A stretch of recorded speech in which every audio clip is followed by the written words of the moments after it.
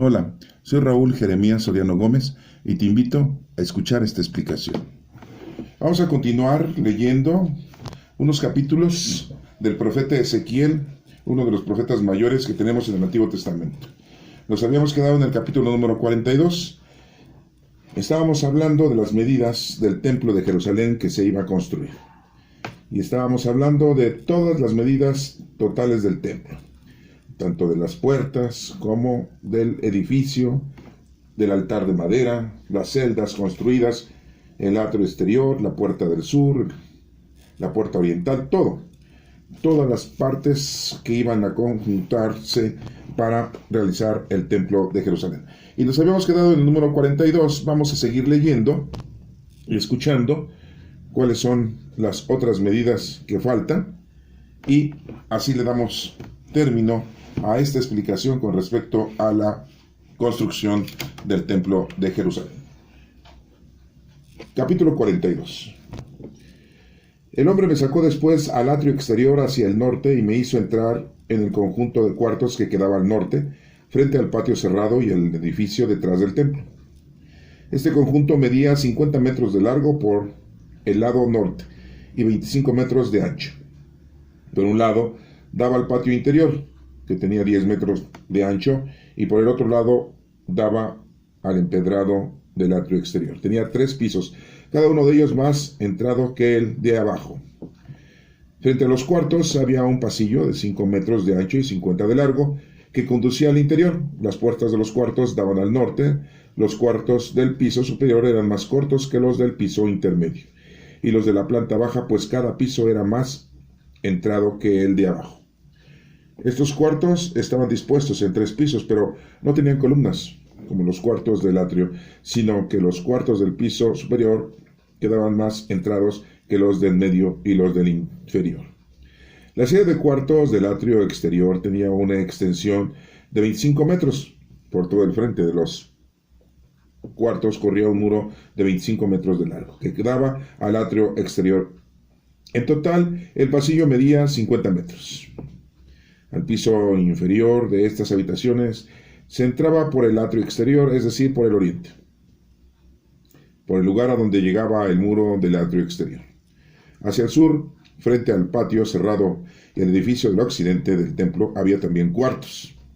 De igual forma, iguales medidas y dispuestos de la misma manera, con entradas y salidas como la de los cuartos del lado norte y con un pasillo frente a ellos.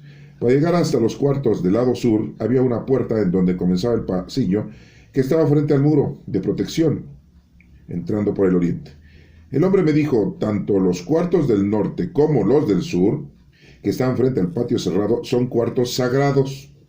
Los sacerdotes que se acercan al Señor comen allí las ofrendas más sagradas. Ahí también colocan ellos ofrendas tan sagradas como son la ofrenda de cereales, la ofrenda por el pecado y la ofrenda por la culpa, pues es un lugar sagrado.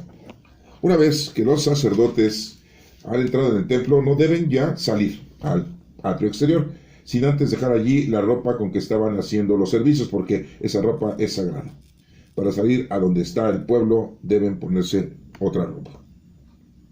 Cuando el hombre terminó de medir el terreno interior del templo, me llevó afuera por la puerta oriental y se puso a medir el terreno exterior del mismo. Tomó la regla de medir y midió el lado este, 250 metros. Luego midió el lado norte y también medía 250 metros. Luego el lado sur, 250 metros, y finalmente el lado oeste, otros 250 metros. Por los 4 lados tomó las medidas. El terreno del templo tenía a su alrededor un muro de 250 metros por lado, que separa lo sagrado a lo profano. Capítulo número 43. El hombre me llevó a la puerta oriental y vi que la gloria de Dios de Israel venía de oriente. Se oía un ruido muy fuerte, como el de un río caudaloso, y la tierra se llenó de luz. La visión era como la que yo tuve cuando el Señor vino a destruir Jerusalén, y como la que tuve junto al río de Quebar. Me incliné hasta tocar el suelo con la frente. Y la gloria del Señor entró hacia el templo por la puerta oriental. Entonces el poder de Dios me levantó y me llevó al atrio interior, y vi que la gloria del Señor había llenado el templo. El hombre se puso junto a mí y oí que el Señor me hablaba desde el templo y me decía: Este es el lugar de mi trono, el lugar donde pongo mis pies. Aquí viviré en medio de los israelitas para siempre. Ni ellos ni sus reyes volverán a deshonrar con sus infidelidades mi santo nombre. No volverán a construir monumentos a sus reyes después de su muerte, o construir sus palacios de manera que sus puertas queden junto a las puertas de mi templo, con solo una pared de por medio. Ellos deshonraron mi santo nombre con acciones que yo detesto. Por eso me enojé con ellos y los hice morir. Que alejen ahora de mí sus infidelidades y los monumentos a sus reyes. Yo viviré en medio de ellos para siempre. Y tú, hombre, cuéntales a los israelitas lo que vistes del templo y de sus planos y medidas, para que se avergüencen de sus pecados. Y así se avergüenzan de todo lo que han hecho. Explícales la forma del templo y lo que hay en él, las salidas, entradas, en fin, todo el plano, lo mismo que las leyes que deben cumplir.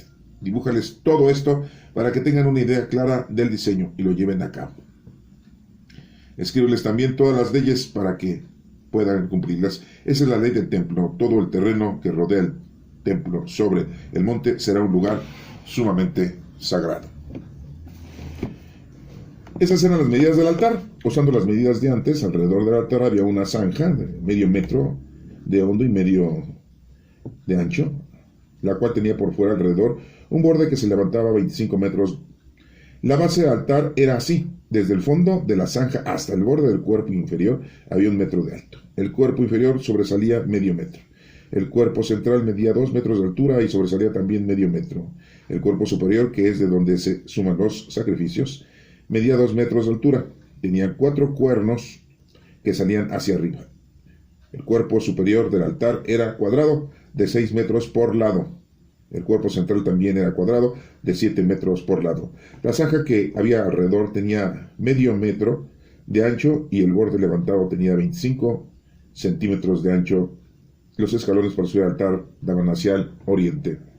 Luego el Señor me dijo: cuando llegue el momento de construir el altar, deberán cumplirse estas normas. Quemarán sobre el altar un animal en holocausto y rociarán el altar con la sangre. A los sacerdotes levitas descendientes de Sadoc, que son los que deben acercarse a mí para servirme, les darás un becerro para que ofrezcan como sacrificio por el pecado. Yo, el Señor, lo ordeno. Luego tomarás un poco de su sangre y rociarás con ella los 4 cuernos y las 4 esquinas del cuerpo central y todo el borde levantado. Así los purificarás por el completo del pecado. Luego tomarás el becerro ofrecido por el pecado y lo quemarás fuera del templo, en lugar destinado para ello. Al día siguiente ofrecerás un sacrificio por el pecado, un cabrito que no tenga ningún defecto, y los sacerdotes purificarán el altar de misma manera que lo hicieron con el becerro. Cuando termines estos ritos de purificación, tomarás un becerro y un carnero, ambos sin ningún defecto, y me los ofrecerás. Que los sacerdotes los rocíen con sal y los quemen como holocaustos en mi honor. Diariamente durante 7 días deberás ofrecer un cabrito como sacrificio por el pecado, y también un becerro y un carnero, todos sin ningún defecto. Diariamente durante 7 días los sacerdotes deberán purificar por completo el altar para dedicarlo al uso sagrado. Así lo harán durante 7 días, y del 8º en adelante empezarán a ofrecer los holocaustos y los sacrificios de reconciliación. Esto yo lo recibiré a ustedes con agrado. Yo, el Señor, doy mi palabra. Capítulo número 44. El hombre me volvió a llevar a la entrada exterior del templo que daba al oriente, la cual estaba cerrada. Ahí el Señor me dijo: esta entrada quedará cerrada, no deberá abrirse, nadie podrá entrar por ella, porque por ella ha entrado el Señor, el Dios de Israel. Así pues quedará cerrada. Solo podrá entrar el gobernante para sentarse a comer la comida sagrada en presencia del Señor. Deberá entrar por el vestíbulo de la puerta y salir por el mismo sitio. El hombre me llevó después por la entrada del norte frente al templo. Vi que la gloria del Señor había llenado el templo y me incliné hasta tocar el suelo con la frente. Entonces el Señor me dijo: tú, hombre, abre bien los ojos y escucha atentamente todo lo que te voy a decir acerca de las leyes y normas del templo. Fíjate bien en quiénes son los que pueden entrar en el templo y salir de él. Dile a ese pueblo rebelde de Israel: esto dice el Señor, basta ya de acciones detestables, pueblo de Israel. Ustedes profanan mi templo dejando entrar en él a extranjeros, a gente que no lleva la marca de mi pacto ni en su mente ni en su cuerpo. Lo profanan ofreciéndome como alimento la grasa y la sangre de los sacrificios y violado mi pacto con todas esas acciones detestables. Y no han cumplido mis ritos sagrados, sino que los han puesto en manos de extranjeros. Por eso yo, el Señor, digo, no entrará en mi templo ningún extranjero que no lleve en su mente y en su cuerpo la marca de mi pacto, ni siquiera un extranjero que viva entre los israelitas. Los levitas que se alejaron de mí cuando Israel se apartó de mis caminos y me abandonó para adorar a los ídolos deberán pagar por su pecado. Podrán servir en mi templo como guardianes de las puertas y en otros servicios del templo. Ellos serán quienes maten los animales que se queman en el holocausto y los que el pueblo presenta como ofrendas. Además, deberán estar listos para servir al pueblo. Ellos estuvieron al servicio de los israelitas para dirigir el culto a los ídolos y así los hicieron pecar. Por eso pagarán por su pecado. Yo, el Señor, lo afirmo. No podrán estar a mi servicio como sacerdotes ni acercarse a mis cosas sagradas, ni menos aún a las más sagradas. Tendrán que cargar con su deshonra por las cosas detestables que han hecho. Los pondré a cargo del servicio ordinario del templo para que hagan todo lo que se deba hacer en él. Los sacerdotes levitas, descendientes de Sadok, que continuaron prestando servicio en mi templo cuando los israelitas se apartaron de mis caminos, se podrán acercarse a mí para servirme. Ellos podrán presentarse ante mí para ofrecerme la grasa y la sangre de los sacrificios. Yo, el Señor, lo ordeno. Podrán también entrar en mi templo y acercarse a mí en el altar para servirme y se encargarán de mi servicio. Cuando entren por la puerta del atrio de interior deberán llevar puesta ropa de lino. Cuando estén de servicio en el atrio de interior o en el templo no llevarán ropa de lana. Llevarán un turbante de lino en la cabeza y calzones también de lino, y no se pondrán en la cintura nada que los haga sudar. Y antes de salir al atrio exterior donde está el pueblo, deberán quitarse la ropa que usaron para los servicios del templo, y dejarán los cuartos del templo y ponerse otra ropa para que la santidad de la ropa no se transmita al pueblo. No se raparán la cabeza, ni tampoco se dejarán el pelo largo. Tan solo se lo cortarán. Ningún sacerdote debe beber vino cuando entre en el atrio interior. No debe casarse con una viuda o divorciada, sino solo con una israelita virgen o con una viuda de un sacerdote. Los sacerdotes deben enseñar a mi pueblo a distinguir entre lo santo y lo profano, y entre lo puro y lo impuro.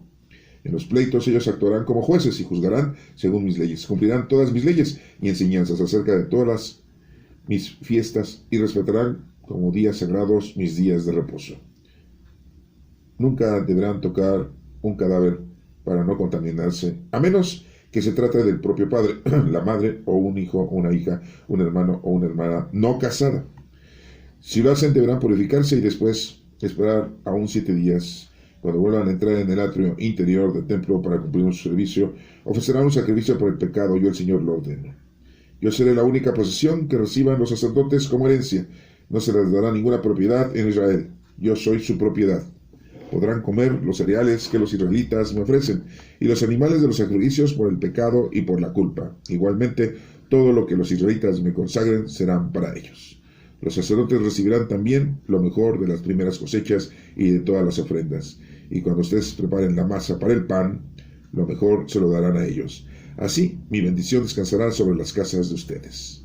Los sacerdotes no deberán comer ningún ave o animal que haya muerto por sí mismo o que haya sido despedazado por una fiera. Esta es palabra de Dios.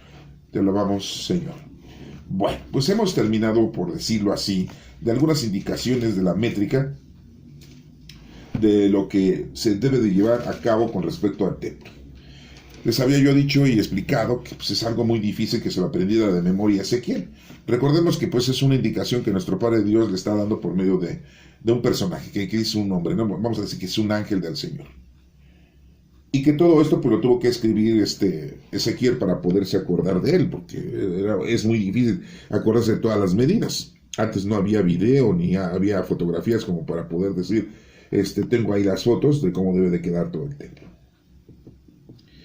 Lo importante aquí es que nos damos cuenta que el Señor, al igual que a Noé, le dio toda la métrica, toda la estructura de cómo tenía que hacer el arca. ¿Se acuerdan de eso? Pues aquí les está dando la información exactamente igual. Nuestro Padre Dios, la arquitectura que nosotros estudiamos en la actualidad, en una universidad o en una facultad, pues nuestro Señor, la verdad, se la sabe, pues, total, pues es el Todopoderoso. Entonces, todo lo que nosotros aprendemos en el planeta Tierra, que hemos descubierto como ciencia, como tecnología, para nuestro Padre Dios es como una uña que se corta, así de sencillo. Nuestro Padre Dios sabe todo. Nosotros empezamos a lograr conocer ciertas cosas que el Señor nos ha permitido que conozcamos. Y vemos aquí cómo Ezequiel, al final de cuentas, pues tiene que decirles, tiene que hacer planos de todo esto. Se vuelve un dibujante, un asistente de nuestro Padre Dios en el área de arquitectura, de ingeniería. Y bueno, pues vemos todo este suceso para que se den cuenta que no es fácil, ¿no? Imagínense, si el Señor nos agarra a nosotros para que digamos esto, pues la verdad es que está muy complicado. Yo lo veo muy complicado como para que yo pudiera acordarme de todo esto, ¿no? Pues yo tendría que irlo escribiendo poco a poco. Y hasta le dije, espérate, mi chavo, espérate, todavía no acabo de escribir. ¿Cuántos metros? 250 metros, espérame, aguántame. Y de hecho, ¿cuánto? Y yo sí, ¿no? O sea, para mí es muy difícil todo esto. Yo sé que para a lo mejor algunos de ustedes me decir, ay, eso es lo más sencillo de hacer, ¿no? Teniendo toda la explicación, teniendo todos los datos métricos y matemáticos, pues lógico que puedo lograr hacer lo que están diciendo que se haga ahí. Pues sí, porque a lo mejor tú eres un ingeniero, un arquitecto, eres un diseñador, pero pues yo en realidad no tengo esa capacidad ni esas virtudes, ¿no? Que mucha gente tiene. Pero a lo que voy es que nuestro Señor es el que da la orden de las especificaciones de todo lo que se debe de hacer. Y se las dio a Ezequiel. Les da las medidas totales del templo. Y no solamente del interior, sino también del exterior.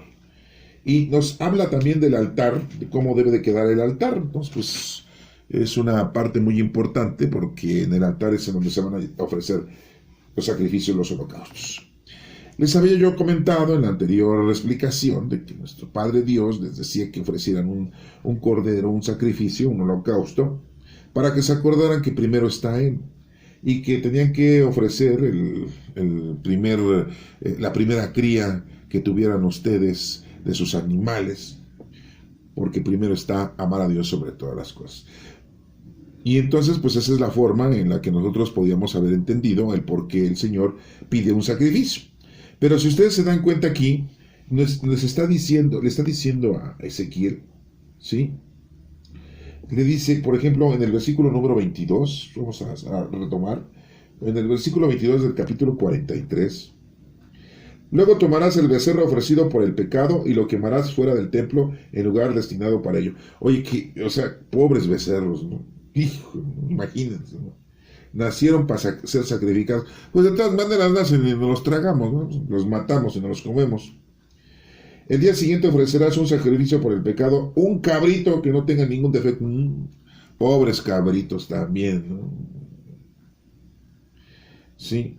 Y los sacerdotes purificarán el altar de la misma manera que lo hicieron con el becerro.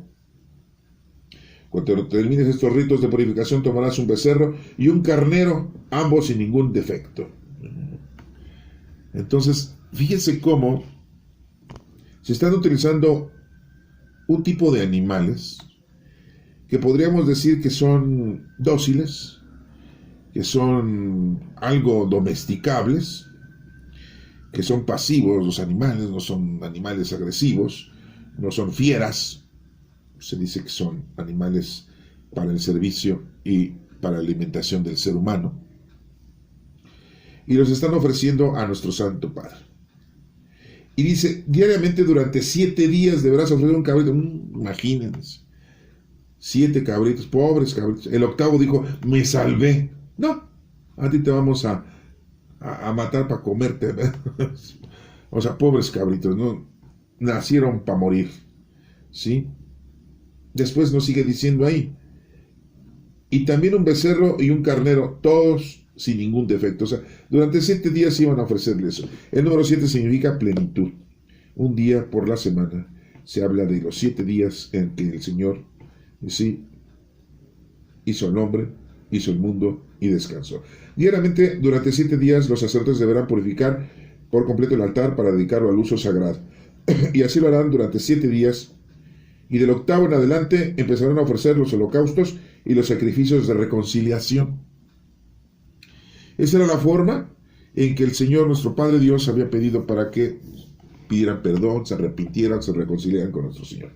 Entonces yo lo recibiré y a ustedes con agrado, yo el Señor doy mi palabra. Y fíjense cómo todo esto dio término cuando se acabó esta ley, cuando se acabaron estas indicaciones, cuando finiquitó toda esta exigencia de nuestro Padre Dios. ¿Cuándo? Cuando llega nuestro Señor Jesucristo y da su vida por nosotros. Y dice, este es el Cordero de Dios que quita el pecado del mundo. Dichosos los invitados a la cena del Señor. ¿Se acuerdan de esas frases? Señor, yo no soy digno de que vengas a mí, con una sola palabra tuya bastará para sanar mi alma. El que no come y bebe mi sangre no tiene parte conmigo, dijo nuestro Señor Jesucristo a sus discípulos. Partió el pan y se los pasó a sus discípulos. Les pasó el vino. Esta es mi sangre. Sangre de la nueva alianza. O sea, es un nuevo pacto. Entonces les digo, todo esto terminó cuando llega nuestro Señor Jesucristo. En la actualidad los judíos, estamos en el año 2021, pues ellos no aceptan a nuestro Señor Jesucristo como el Hijo de Dios. Por lo tanto, ellos van a seguir haciendo este tipo de exigencias de nuestro Padre Dios.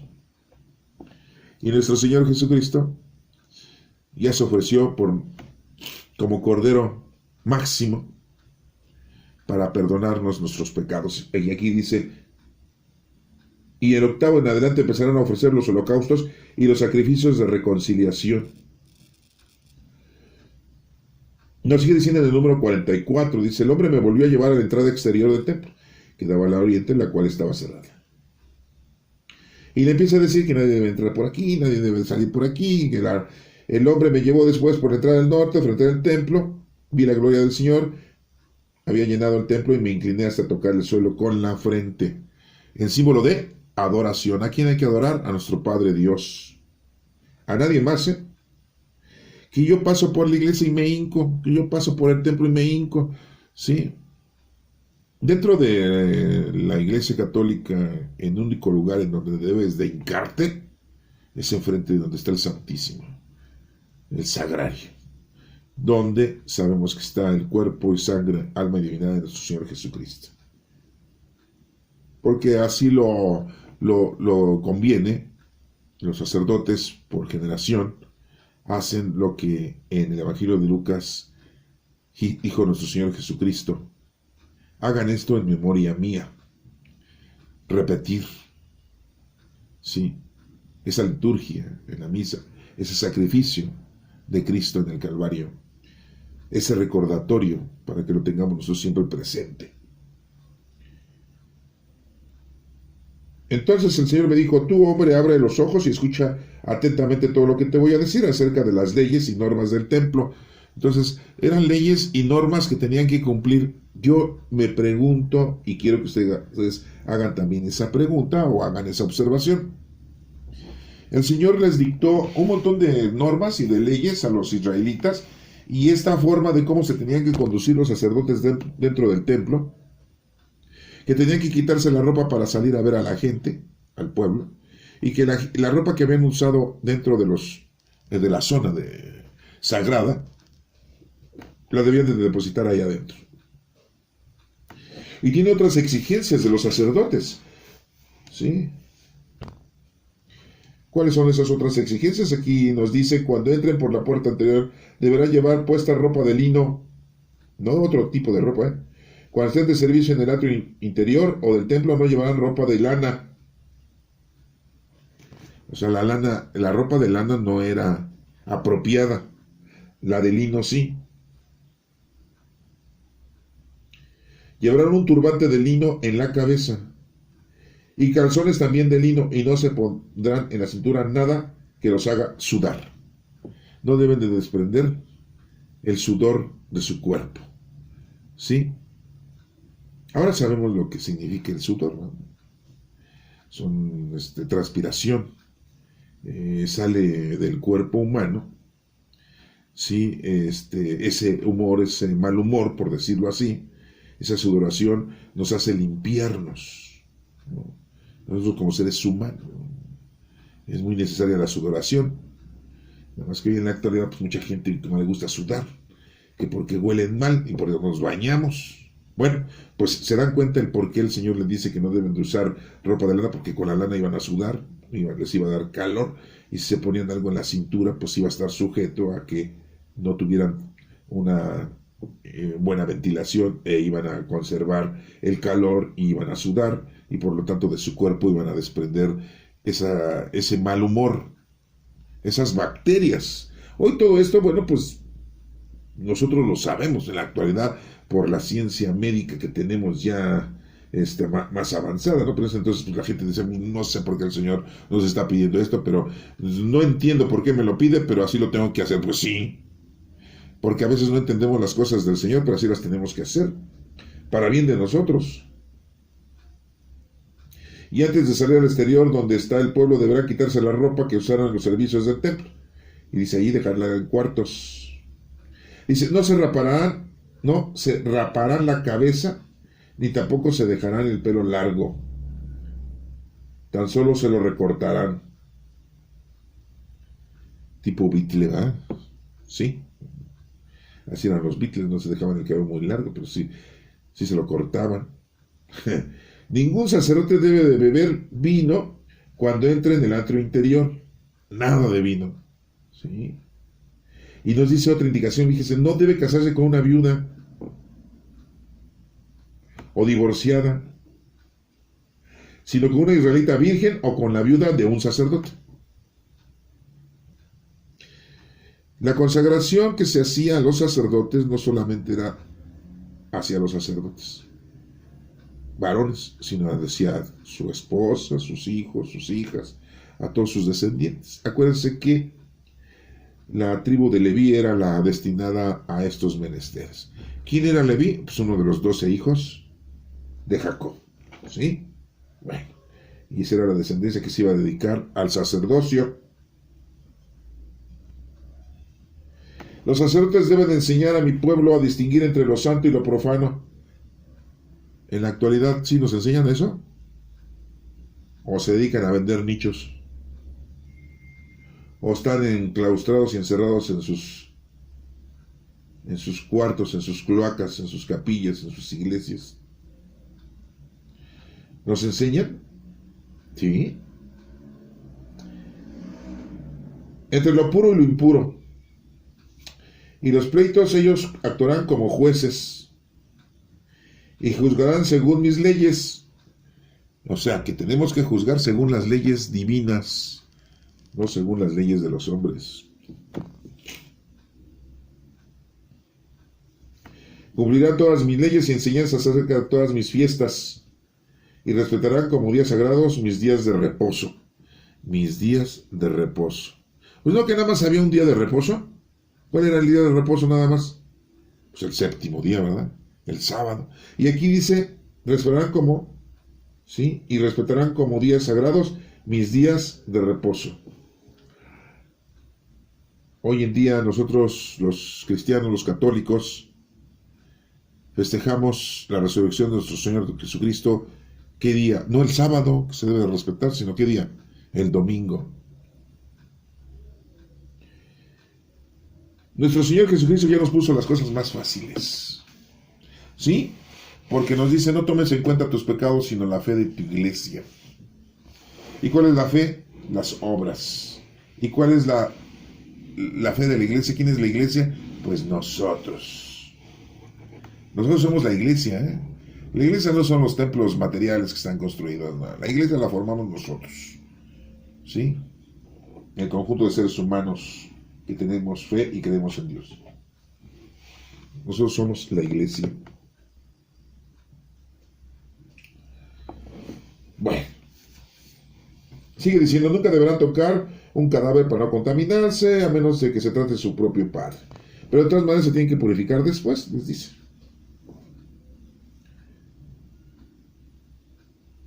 Los sacerdotes recibirán también lo mejor de las primeras cosechas y de todas las ofrendas. O sea, ese es como un tipo diezmo. Y todo el pueblo tiene que ofrecerles a los sacerdotes, ¿sí?, la primicia de sus cosechas. Y cuando ustedes preparen la masa para el pan, lo mejor se lo darán a ellos, a los sacerdotes. ¿Por qué? Porque supuestamente están dedicados ¿a qué? A la adoración de nuestro Padre Dios, a la oración de nuestro Padre Dios, al ofrecimiento del holocausto para la reconciliación y el perdón de los pecados, no solamente de ellos, sino también del pueblo. Pero llega nuestro Señor Jesucristo y muere por nuestros pecados. ¿Sí? Nuestro Señor Jesucristo ya murió por nuestros pecados presentes, pasados y futuros. ¿Cómo? Sí, los presentes, los pasados que hayas cometido, los que vayas a cometer. Ya nuestro Señor Jesucristo ya murió por eso. Y el Señor nos ha regalado el Espíritu Santo. Y bueno, pues ya tenemos hoy en día el Espíritu Santo que nos hace ayudarnos a nosotros mismos y ayudar a los demás, ya que tenemos esos dones del Espíritu Santo y que los tenemos que poner a trabajar. Y eso es lo que tenemos que hacer nosotros hoy en día, llevar a cabo nuestro trabajo. Ya no estar preocupados, ¿sí?, por otra cosa más que para ponernos a trabajar. Ya tenemos al Espíritu Santo con nosotros. Debemos de ser ya a un lado esos miedos, esos prejuicios, esas costumbres y tradiciones judaicas, como se menciona aquí. Imagínense todo ese desenlace, ¿no?, toda la exigencia. Y nuestro Señor Jesucristo nos la viene a poner más fácil, pues sí, pues ya murió por nosotros. Por eso en la cruz nuestro Señor Jesucristo dice: perdónalos, Señor, porque no saben lo que hacen. Y muchos habían estudiado la palabra de Dios, estaban los fariseos y los escribas. Perdónalos, Señor, porque no saben lo que hacen. ¿Sí? Y dice él muy claramente: en tus manos encomiendo mi espíritu, todo está consumado. Y muere nuestro Señor Jesucristo y dijo muy claramente a sus discípulos: tengo que ir a Jerusalén porque ahí me van a matar. ¿Pero cómo? Uno de ellos, Pedro, le dice: ¿cómo vamos a ir allá? No. ¿Sí? Si no hubiera muerto nuestro Señor Jesucristo, no resucita. No nos demuestra que podemos resucitar. Y si no resucita, pues no se va al cielo en la ascensión, 40 días después de su resurrección. Y si no se va al cielo, pues no nos manda el Espíritu Santo. Y si no nos manda el Espíritu Santo, pues no estamos bautizados con el Espíritu Santo. Y si no estamos bautizados con el Espíritu Santo, pues no tenemos los dones del Espíritu Santo. Y si no tenemos los dones del Espíritu Santo, pues no podemos hacer lo que Dios quiere que hagamos con los dones del Espíritu Santo. Son muchos. ¿Sí? Y entonces, ¿cómo íbamos a lograr hacer lo que Dios quiere que hagamos? Tenemos que estar en comunicación con el Señor. Tendríamos que estar como los judíos, haciendo oración y haciendo todas estas exigencias de nuestro Padre Dios que les hizo a los israelitas. Y todas estas exigencias que les pedía nuestro Padre Dios a los israelitas fue porque habían caído en el pecado y en la idolatría. Y entonces el Señor les puso unas reglas más duras, unas leyes más duras, unas costumbres más duras, ¿sí?, unas tradiciones más difíciles. ¿Por qué? Porque se ponen de difíciles. Así de sencillo está. ¿Sí? Entonces, bueno, pues ahí está muy precisa la explicación, ¿sí?, el por qué el Señor les exige de esa manera. Y anteriormente, bueno, pues el sacrificio como Abraham, pues era uno. Cuando el Señor le decía: hazme un sacrificio, un holocausto, para que el humo del animal que has quemado llegue hasta mí. Como si tuviera nariz nuestro Padre Dios, ¿no? Así nos los ponen los agiógrafos, ¿no? Pero aquí se dan cuenta cómo le dice: 7 días, becerro, cabrito, ¿sí? Y le sigue diciendo, ¿verdad? Y después en el 8º en adelante, otra vez, ¿sí? Bueno, pues esta es la parte en la que nosotros estamos entendiendo cuáles son las normas para la construcción del templo y el actuar de los propios sacerdotes y cuáles son las leyes y normas que Dios les estaba exigiendo a los israelitas. Que Dios te bendiga.